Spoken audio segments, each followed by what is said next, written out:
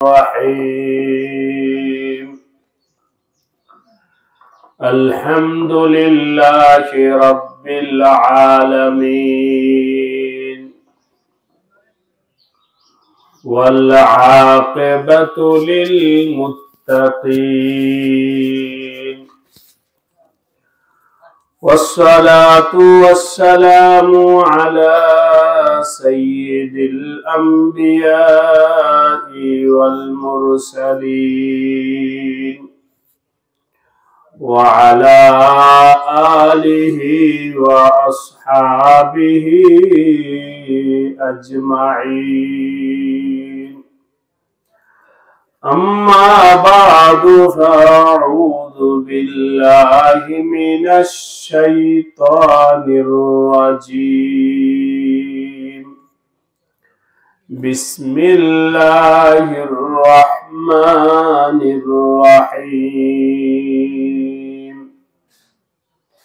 يا أيها الناس اعبدوا ربكم الذي خلقكم والذين من قبلكم لعلكم تتقون آمنت بالله صدق الله مولانا العظيم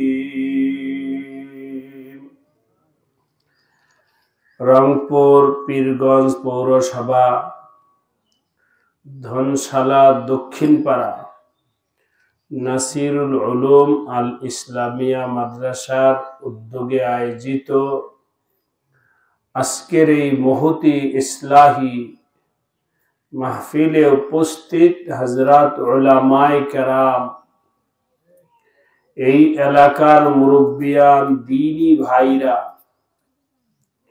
আজিজ তালাবা ও পর্দার আড়ালে আমার মা ও বোনেরা, আমাকে আপনাকে সারা দুনিয়াতে যত মানুষ আছে সকল মানুষকে আল্লাহ তাআলা সৃষ্টি করেছেন, বানাইছে। আল্লাহ হলেন আমাদের খালেক, সৃষ্টিকর্তা। সারা পৃথিবীর মানুষকে তিনি সৃষ্টি করেছেন। শুধু মানুষকে নয়, আকাশে ওড়ে যত পশু পাখি আছে ওগুলো আল্লাহ বানাইছে। জমিনের মধ্যে বিচরণশীল যত প্রাণী আছে এই প্রাণীগুলোকেও আল্লাহ বানাইছেন। পানির ভেতরে যত মাছ, যত প্রাণী আছে এগুলো আল্লাহ বানাইছে। সবগুলো মখলুকের খালেক হলেন একমাত্র কে? আল্লাহ।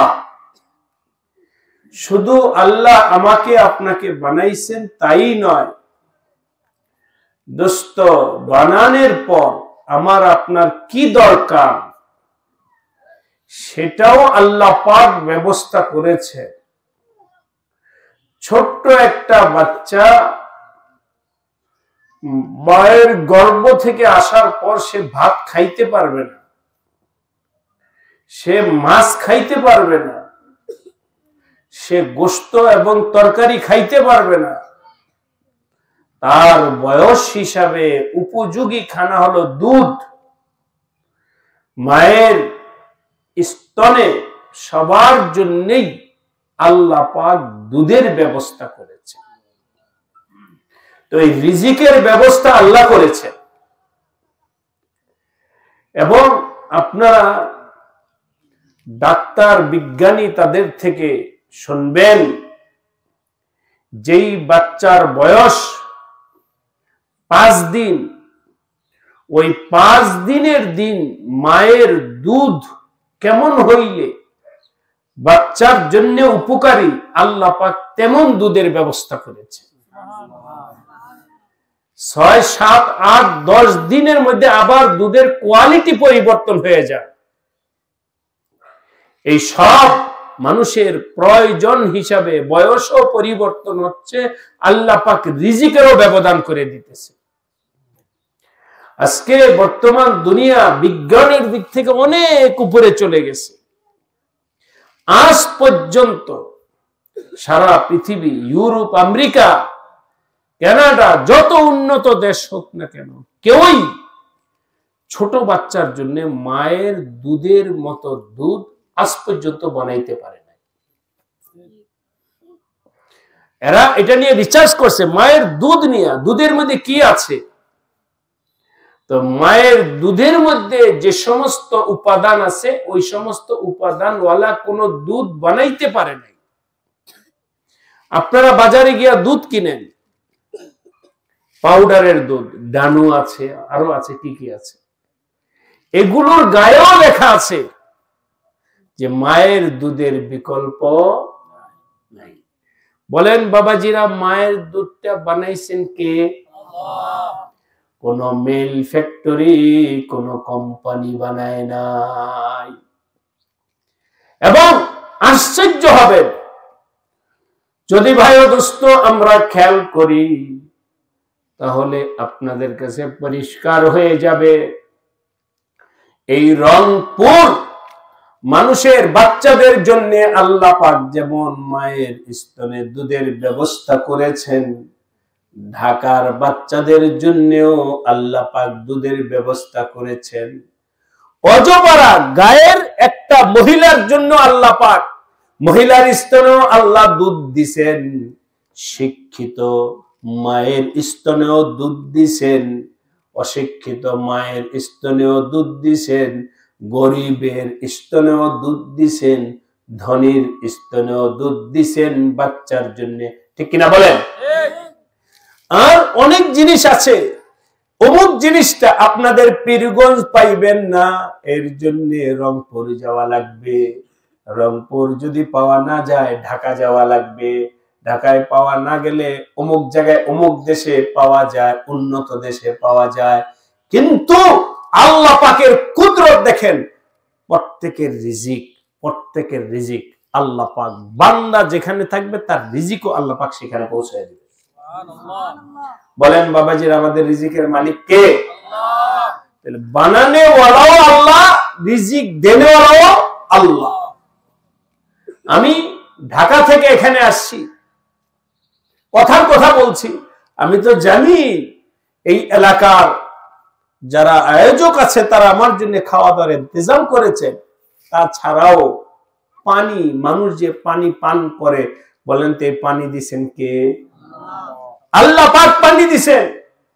যদি আল্লাহ পাক সারা দুনিয়াতে পানিকে এভাবে ছড়ায়া না দিতেন, আমি এখানে আসতে আসতে ওযু করছি, এক জায়গায় নামাজ পড়ছি, ওই ওযুর পানিটা ওই জায়গায় ব্যবস্থা করছেন কে? আল্লাহ। আল্লাহ যদি ওখানে না রাখতেন, আমার সাথে করে নিয়ে আসতে হতো। এখানে আসার পরে পানি পান করছি, এটা যদি এখানে আল্লাহ না পৌঁছাইতেন, তাহলে আমার সাথে করে নিয়ে আসা হতো।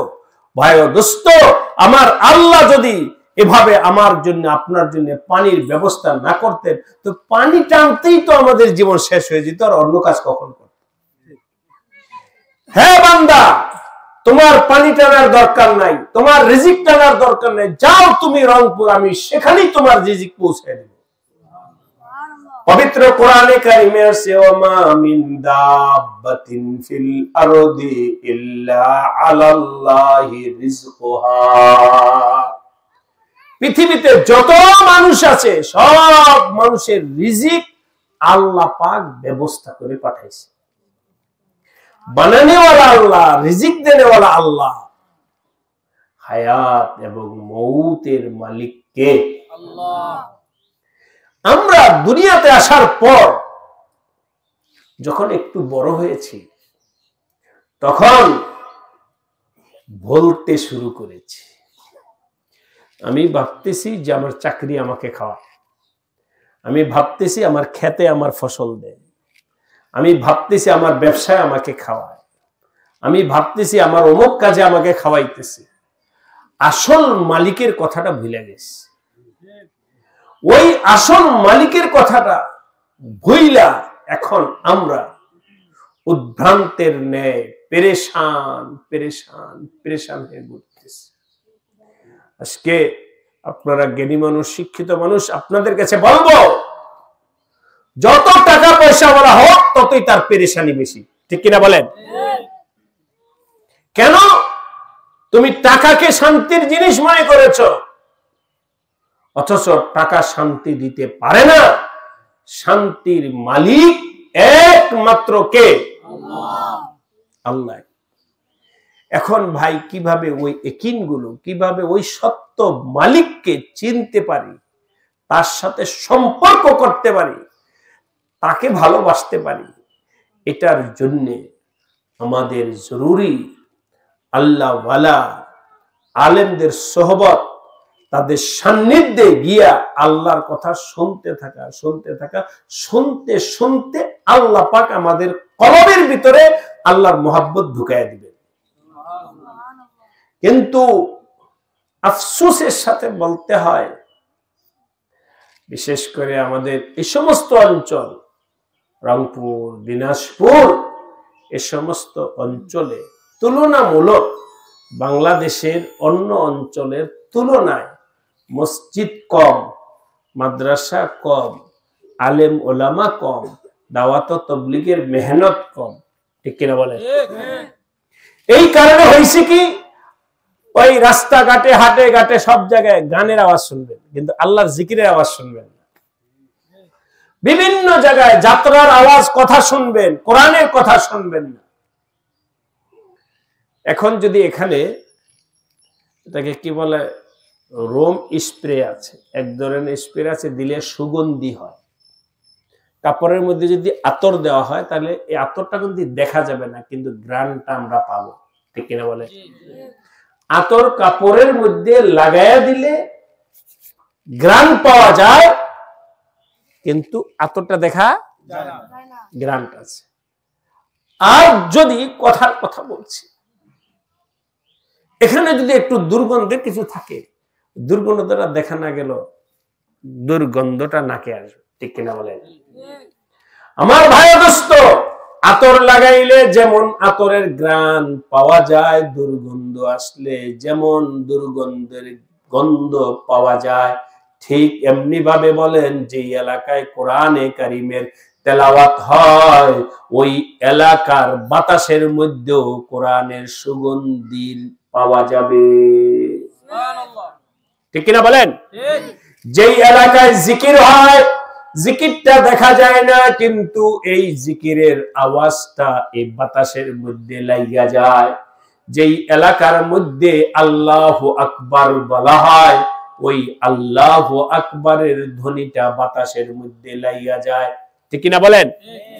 এর বিপরীত আমার ভাই ও দোস্ত, যেখানে গান হয়, গানের মধ্যে পচা গন্ধ আছে, গানের মধ্যে দুর্গন্ধ আছে, ওই বাতাসটা ওই দুর্গন্ধের দ্বারা দুর্গন্ধ হয়ে যায়। সুতরাং এখন যদি আমরা বাতাস নেই নাক দিয়া, ভিতরে ওই গানের দুর্গন্ধওয়ালা বাতাস ঢোকে, কিন্তু একটু পরে বলতেছি, কই হুজুর আমরা তো দুর্গন্ধ পাই নাই, বাতাস, বাতাসের মধ্যে গানের দুর্গন্ধ, নাফরমানির দুর্গন্ধ, ঝগড়া ফাসাদের দুর্গন্ধ ভিতরে যাইতে যাইতে আমাদের কলবটাও অসুস্থ হয়ে যাইতেছে। আর যদি আমি বাতাসটা নিতে পারতাম, জিকিরের বাতাস, তেলাওয়াতের বাতাস, আল্লাহ পাকের আলোচনার বাতাস, তাফসিরের বাতাস, তাহলে আমার কলবের ভিতরেও কোরআনের নূর যাইতো, ঠিক কিনা বলে? এখন আপনারা বলতে পারেন, হুজুর কোথায়, আমরা তো গানের দুর্গন্ধের বাতাস, গন্ধ তো পাই না। গন্ধ পাই না তার কারণ, কোন ব্যক্তির যদি ঠান্ডা লাগে, তাহলে ঠান্ডা ভেতরে জইমা গেলে সে আতর লাগায়, গন্ধ পাইতেছি না। এখন বলেন, আমি আপনাদের কাছে জিজ্ঞাসা করি, আতরের গ্রান আছে কি নাই? কিন্তু সে বুঝতেছে না, কারণ কি? অসুস্থ। কারণ কি? অসুস্থ। অসুস্থ হওয়ার কারণে সে ওই গ্রান পাইতেছে না। আরেকটা উদাহরণ জিজ্ঞাসা করি, রসগোল্লা মিষ্টি। কি বলে আপনাদের? রসগোল্লা বলে? রসগোল্লা। রসগোল্লা রসগোল্লা চিনি দিয়া বানায়। একজন লোকে অসুস্থ, জ্বর আসছে, 3 দিন 4 দিন যাবত অসুস্থ, জ্বরের কারণে এখন ওই রসগোল্লাটা যদি সে মুখে দেয়, বলেন মুখে দেওয়ার পরে সে বলে তিতা লাগে। আসলে কি রসগোল্লা তিতা না মিষ্টি? সে তিতা বলে কেন? অসুস্থ দুস্থ জ্বরের রোগী যেমন রসগোল্লাকে তিতা বলে, ঠান্ডার রোগে আক্রান্ত লোকটা যেমন ওই কোন জিনিসের ঘ্রাণ বোঝে না, ঠিক আমি আপনিও গুনাহ করতে করতে আমাদের ওই নাকটা নষ্ট হয়ে গেছে, কলবটা নষ্ট হয়ে গেছে, যার কারণে কোন বাতাসটা কোরআনের সুগন্ধি নিয়ে আসতেছে আর কোন বাতাসটা গানের দুর্গন্ধ নিয়ে আসতেছে এটা আমরা বুঝতেছি না। ঠিক কিনা বলেন? এমন অবস্থায় সেই কারণে যেহেতু আমরা স্বাভাবিকভাবে কোরআন এবং আল্লাহর জিকিরের আওয়াজ পাইতেছি না, না পাওয়া অবস্থায় এই অঞ্চলগুলোতে খ্রিস্টানরা বিভিন্ন কৌশলে মানুষকে তাদের দিকে আহ্বান করতেছে। ঠিক কিনা বলেন? কাদিয়ানী সম্প্রদায়, ওরা বলে কাদিয়ানী সম্প্রদায় তারা আমাদের নবীকে নবী, শেষ নবী মনে করে না। আমাদের নবীজির নাম হলো হযরত মুহাম্মদ সাল্লাল্লাহু আলাইহি ওয়াসাল্লাম। আমাদের নবীজির নাম হলো হযরত মুহাম্মদ সাল্লাল্লাহু আলাইহি ওয়াসাল্লাম।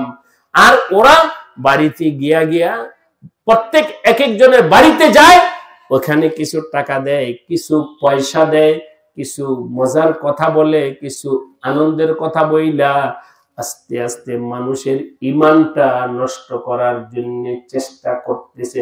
ঠিক কিনা বলেন? ভাইরা আমার, আপনাদেরকে জিজ্ঞাসা করব, বলেন টাকার দাম বেশি না ঈমানের দাম বেশি? ঈমানের দাম বেশি। আল্লাহকে মানার দাম বেশি, কোরআনের দাম বেশি, ঈমানের কালিমার দাম বেশি, কোরআনের দাম বেশি, নামাজের দাম বেশি, আমলের দাম বেশি।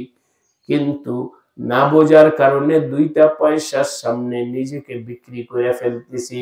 তাই আমি আপনাদেরকে বলবো, এমত অবস্থায় এই এলাকার মুসলমানদের ঈমান আমল হেফাজতের জন্য দুর্গ হলো মাদ্রাসা। দুর্গ হলো কি? মাদ্রাসা। এই এলাকা এই মাদ্রাসায় পড়ে 4-5টা ছেলে দাঁড় করা তো দেখি, 5 জন। এই মাদ্রাসায় 5 জন দাঁড় করা।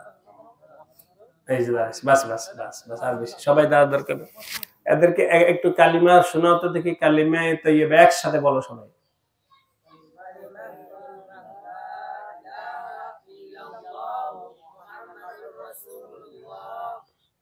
কালিমা তাইয়্যিবার অর্থ কি শোনাও?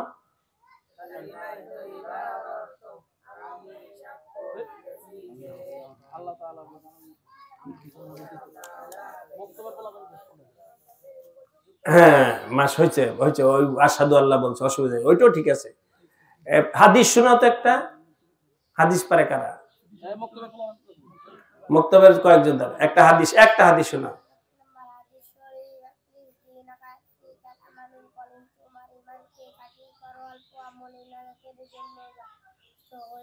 মাশাআল্লাহ। আরেকজন দাঁড়া বল, তোমরা বসে পড়ো, তোমরা বসো। ওযুর ফরজ কয়টা? একজনকে দাঁড় করে শোনাও।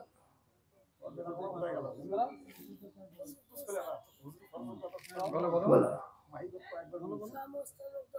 ওযুতে 4 ফরজ, এভাবে বলো।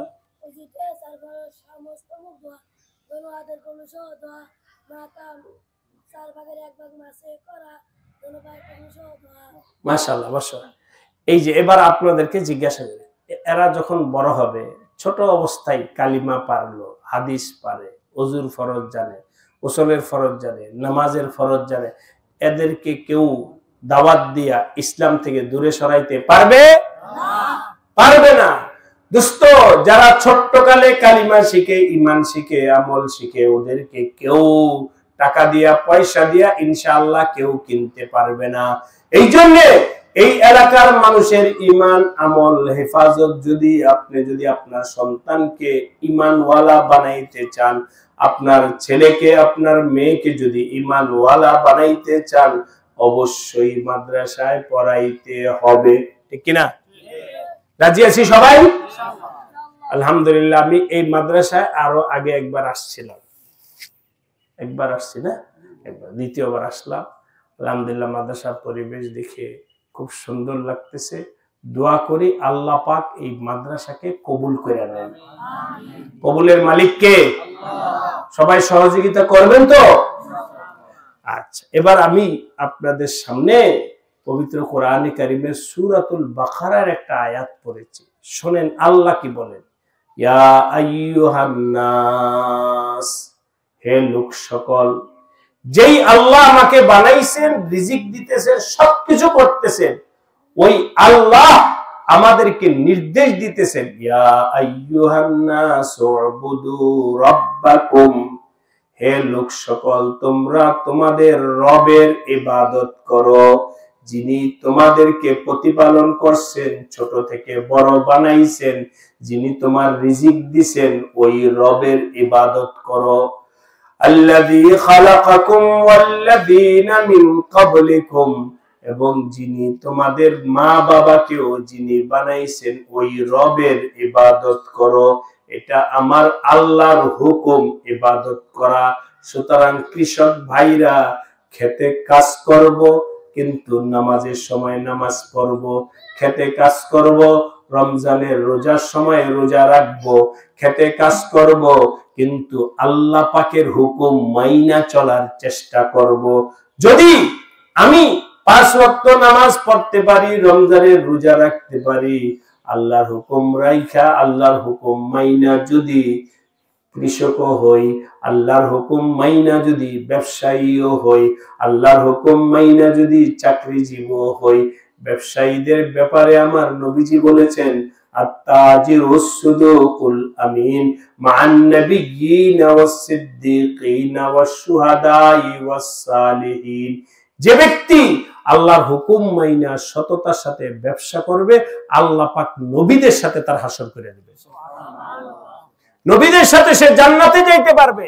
এই জন্য ছাত্ররা ছাড়া এখানে এলাকার যে সমস্ত মুরব্বীরা আছেন, বাবাজিরা আছেন, আপনাদের কাছে আমি অনুরোধ করে বলবো, 5 ওয়াক্ত নামাজ পড়বেন, রমজানের রোজা রাখবেন, আর আল্লাহর হুকুম মাইনা চলবেন। কে কে রাজি আছেন একটু হাত তুলে দেখান।